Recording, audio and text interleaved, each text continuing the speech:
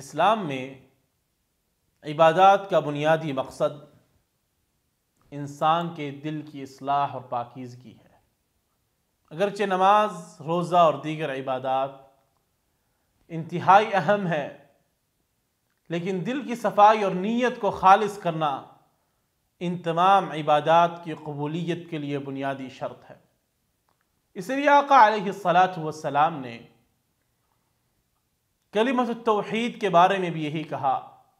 من قال لا الہ الا اللہ خالصا من قلبہ دخل الجنہ، جس نے لا الہ الا اللہ کا خلوص دل کے ساتھ اقرار کیا وہ جنت میں داخل ہو گیا۔ اسی طرح امام ابن رجب رحمہ اللہ فرماتے ہیں، الاشتغال بتطہیر القلوب افضل من الاستکثار من الصوم والصلاة مع غش القلوب، دلوں کو صاف کرنے میں مصروف ہونا ان نفلی نمازوں اور روزوں سے بہتر ہے جن کے ساتھ دل میں خرابی موجود ہو۔ قرآن مجید میں بھی مالک الملک فرماتے ہیں، یوم لا ينفع مال ولا بنون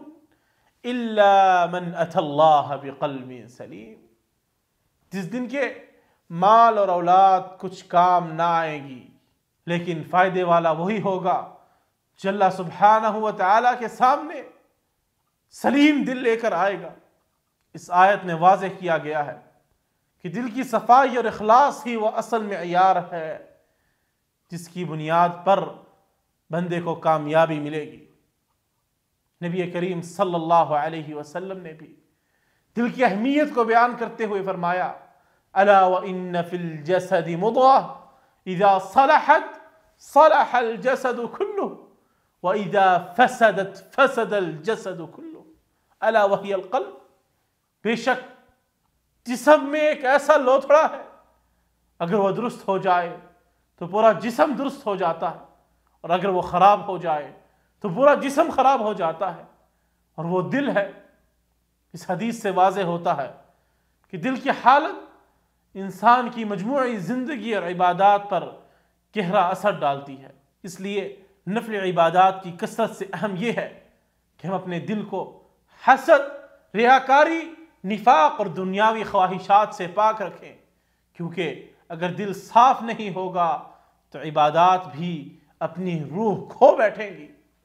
لہٰذا اگر ہم چاہتے ہیں کہ ہماری عبادات اللہ کے ہاں قبول ہو اور ہمیں دنیا اور آخرت میں کامیابیاں نصیب ہوں، تو ہمیں اپنی عبادات کے ساتھ ساتھ اپنے دلوں کی صفائی پر بھی خصوصی توجہ دینی ہوگی۔